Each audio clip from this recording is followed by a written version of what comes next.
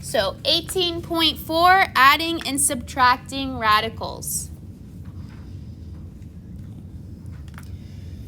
Two radical terms are called like radicals if they have the same index and the same radicand. Okay, so let's look at this right here. This is showing us.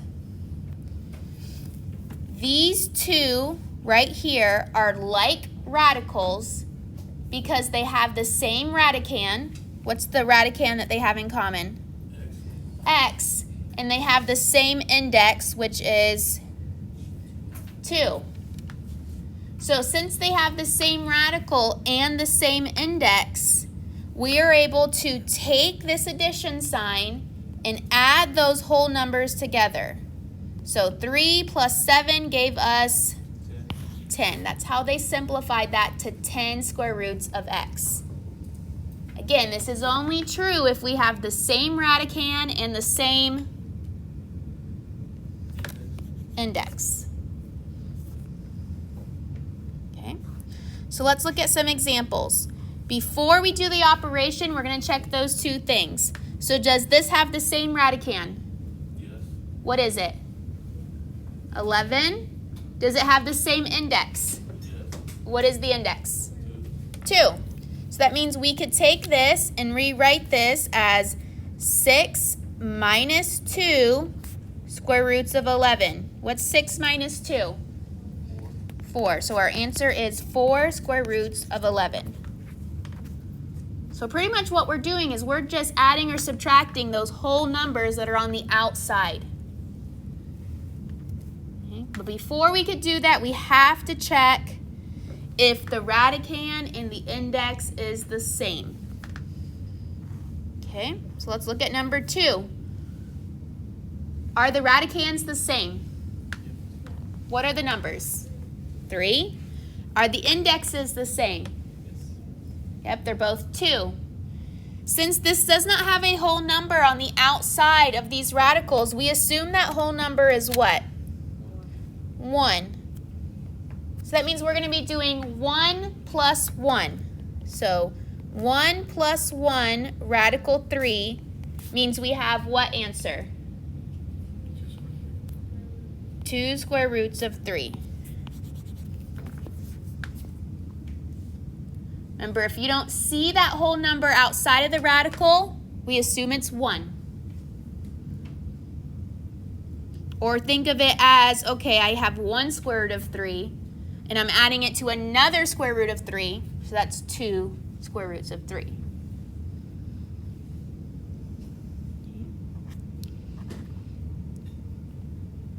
Okay, now we have 3 terms we need to check. So first, looking at the radicands, do they all have the same radicands? Good, they all have A, B. Now check the indexes. Do they all have the same indexes? Yes.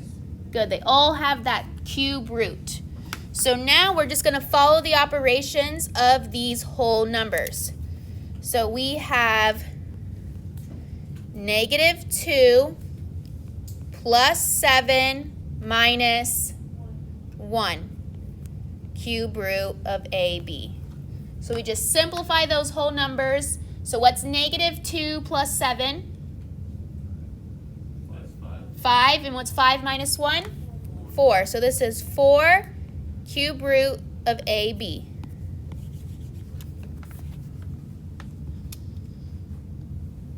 So it definitely helps when you have more than 2 terms to write that second step here. It's easy when it's just 2 terms just to do that in your head. 3 or more, just in case, write that next step. Any questions so far? Okay.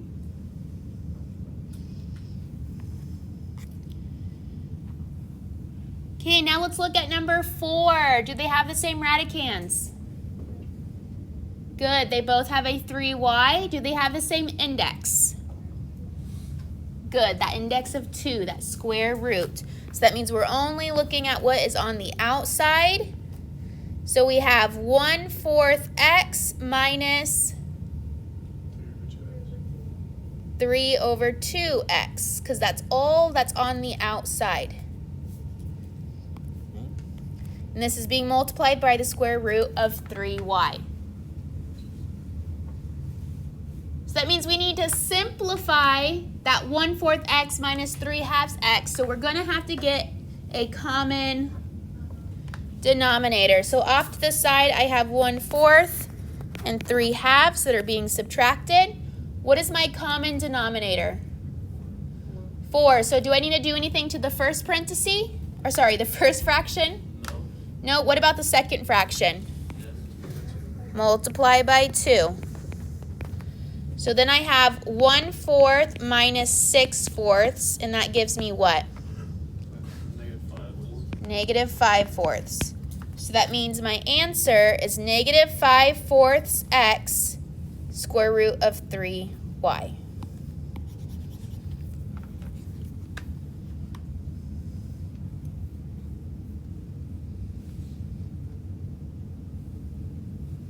Okay, so if I'm adding or subtracting fractions, I have to make sure I have a common denominator. Okay.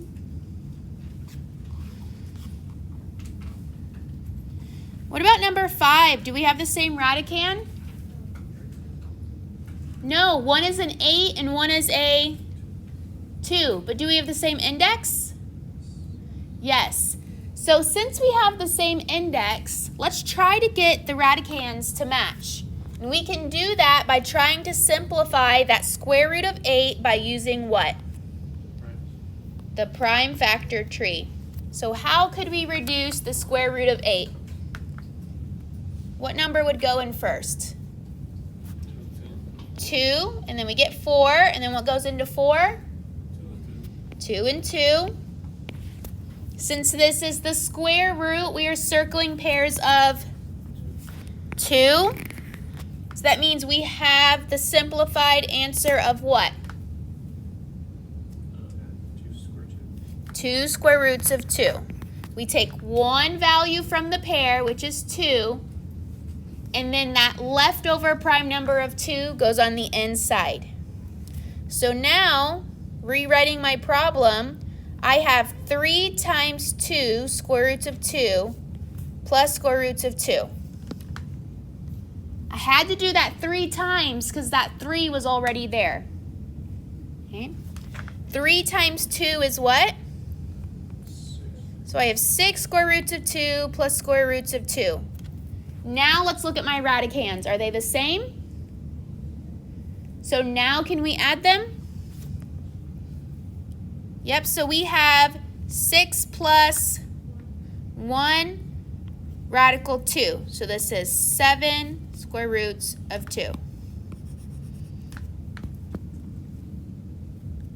So if we do not have matching radicands, we need to try to get them to match, okay? If we can never get them to match, then we would say what? Cannot be simplified. Cannot be simplified. Good, cannot be simplified. Okay.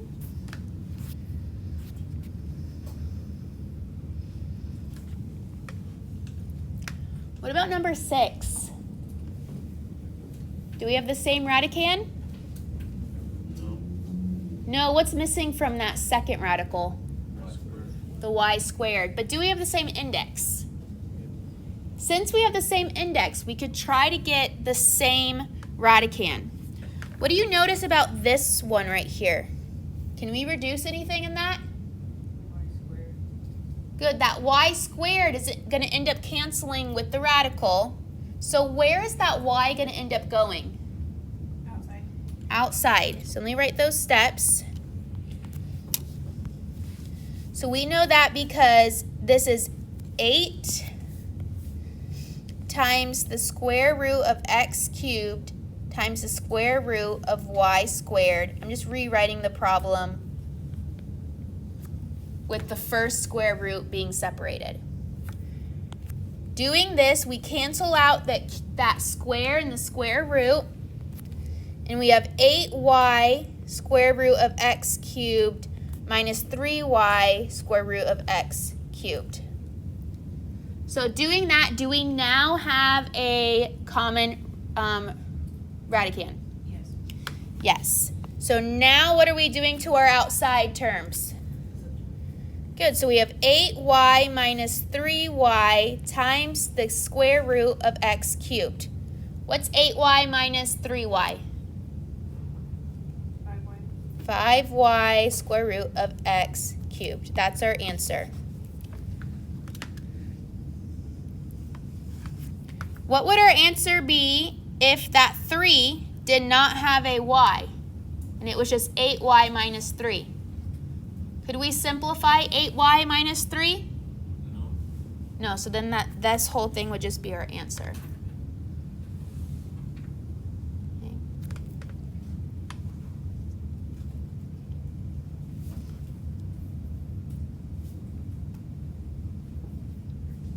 Any questions?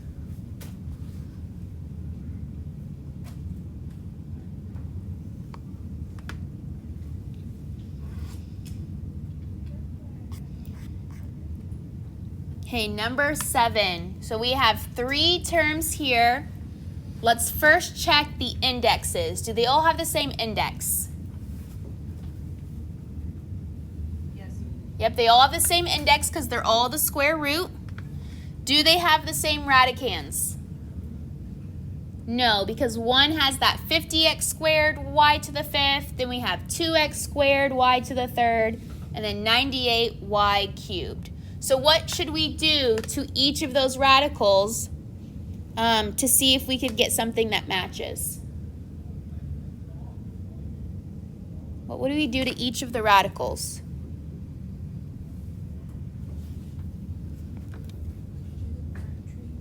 Good, we would do the prime tree because we have some numbers in there, so like that 50 and the 98. And then we would just simplify each one to see if it could simplify further. So let's first, off to the side, do the square root of 50 because that's from our first term here. We're going to do the prime factor tree of 50. So starting with what prime number? 2, we get 25, and then 5 and 5. Meaning that the square root of 50 simplifies to what? Opposite. 5 square roots of 2. Remember that pair goes on the outside. 5 square roots of 2. So that means I now have the square root, well, I have 5 on the outside, 2x squared y to the 5th. Okay? I can't simplify the 2 inside the second square root, so I'm just going to rewrite it.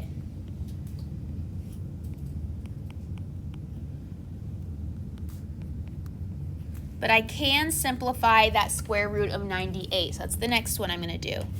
So square root of 98 off to the side, doing the prime factor tree. We get 2 goes into 98 how many times? 49. And then what prime number goes into 49? 7, which are both prime. We're going to be circling pairs of 2, so that means the square root of 98 simplifies to 7 square roots of 2. So that 7 I'm going to place in front of the xy, and then the square root of 2, and then bring down that y cubed. Okay. Are we getting closer to getting the same radicand? We are, because now all our numbers are 2. We have a 2 under each one. Now we're going to separate each of these radicals to see if anything else can reduce. So I have 5 times the square root of 2 times the square root of x squared times the square root of y to the 5th. I'm breaking down each radical.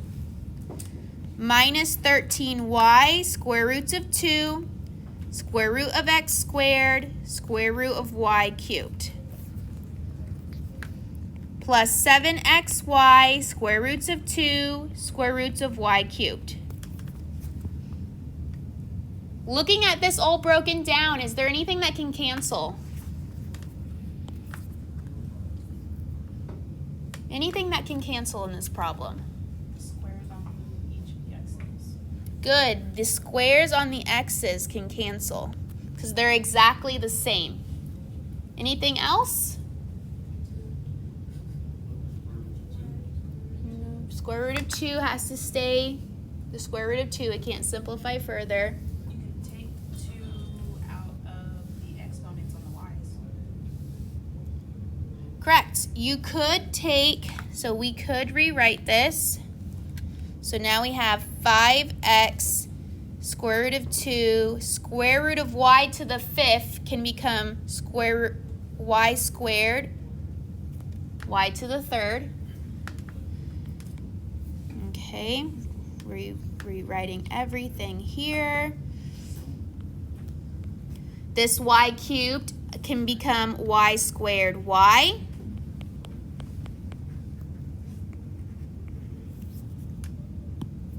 One second, let me move that out of the way. And then I have the square root of y cubed can become y squared y. Okay. Which means if we separate these into separate radicals, right here, and right here, what's going to happen to those squares in the radicals? Cancel, so that means the y's are going to now go where? On the outside. So we have 5xy because this cancels.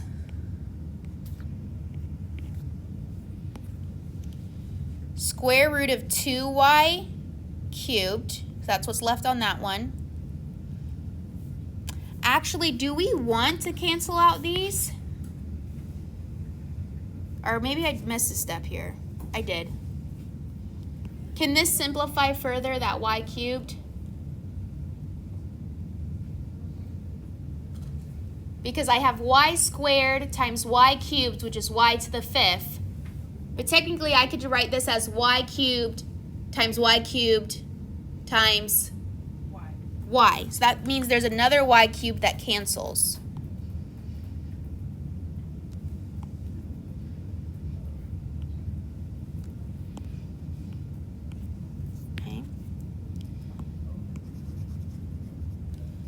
So in this problem, since there's 2 y cubes in this radical that canceled, how many y's are coming out?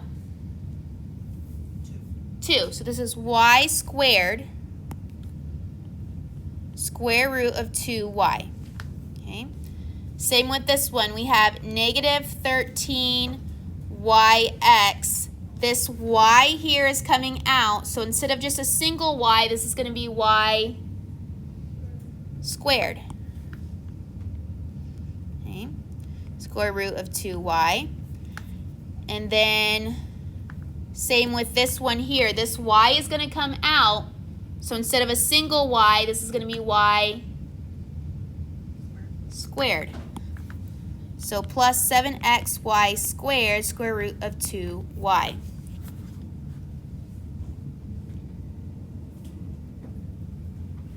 So all these steps, all we were doing was trying to get a common radicand. Now do we have a common radicand? Yes.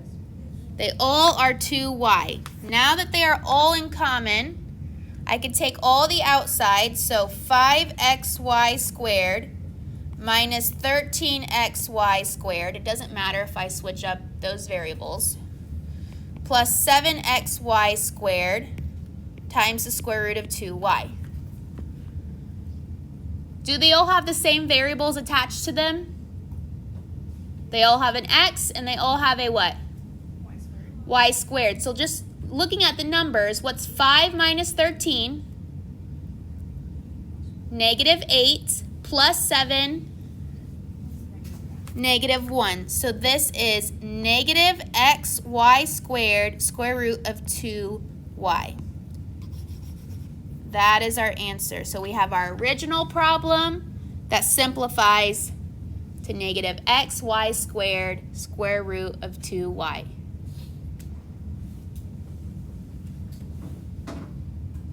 This was a fun problem, huh?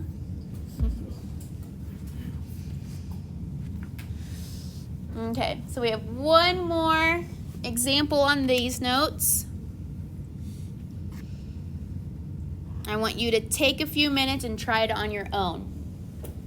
So right away we see it does not have the same radicand, so it's your job to try to get the radicands to match.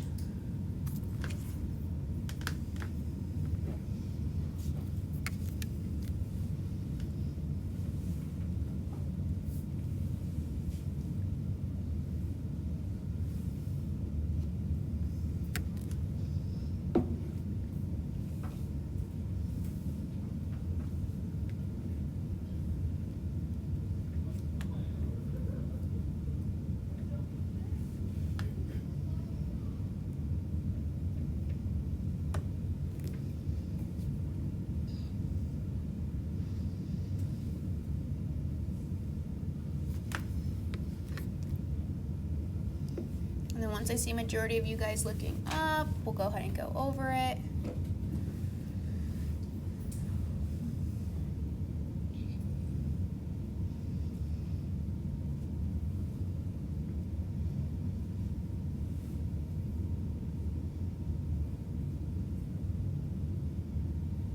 Should all just be trying it out, even if you're not 100% sure.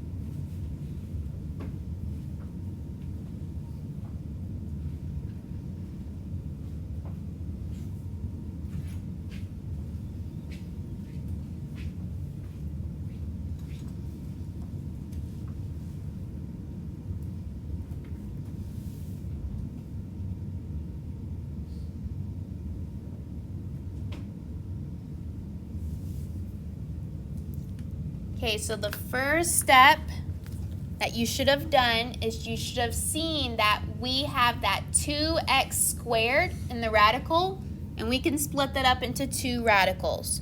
So this is 3 square roots of 2 square roots of x squared plus square roots of 8.